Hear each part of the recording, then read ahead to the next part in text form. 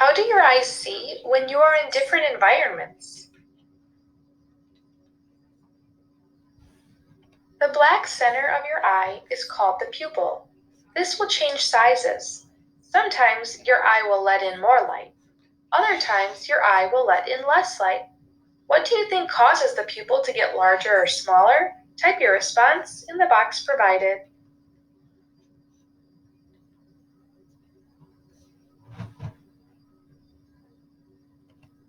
Let's try an experiment to see your pupils change size. What you will need: a mirror, a bright room, a dark room, your eyes, of course. And remember, your pupil is the black part in the center of your eye.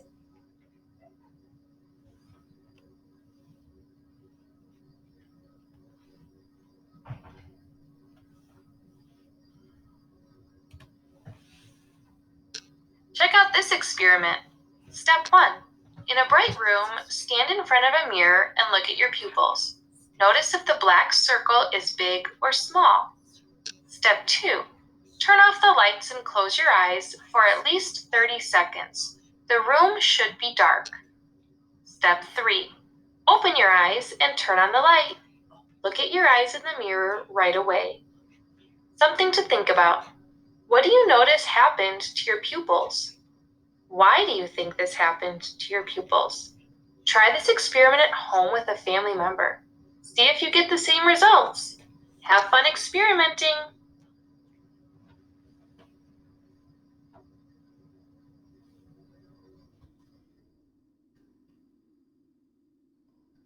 Do you see it? Well then, let's talk about seeing. Seeing is another of our senses that is amazingly sophisticated. We look, see, and watch the world around us, yet we never stop to think how. Well, yes, it is obvious that our eyes do the seeing part, but how exactly? Did you ever wonder about your sense of sight and how it works? I'll show you. Your eye is almost like a ball. The dark circle in the center of your eye is called an iris. The small black spot in its center is called the pupil. Very well. The pupil is like a window of a room. It can open wide or shut narrow to let just the right amount of light come inside the eye. You can see it yourself. Go to a dark room and your pupil becomes bigger to allow more light in. If you move to a well-lit place, the iris will shrink to allow only the required amount of light in. This light passes through the cornea, the aqueous humor, and lens to fall onto the retina. The retina is a super sensitive surface with lots of optic nerve endings. These nerves take the upside down image from the retina to the brain, which must first invert it and then make sense of it. The pupil and the lens continuously keep adjusting so that you can see the most clear image of the world. For some people, these adjustments are not enough, but these problems can easily be corrected using glasses. So if you need them, get them. If you already have glasses, well, then wear them. That's smart.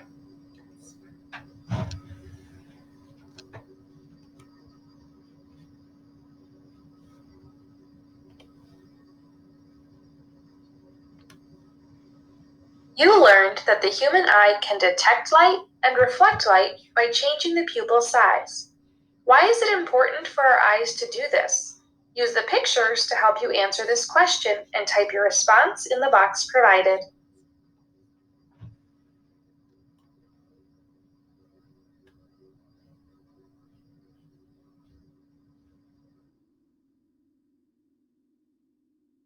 Now you know that your eyes adapt or change to help you see in brighter and darker places.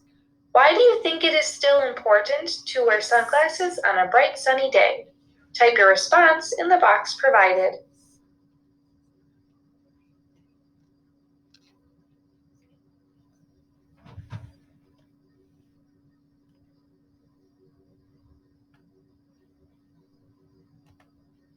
How do light and matter interact?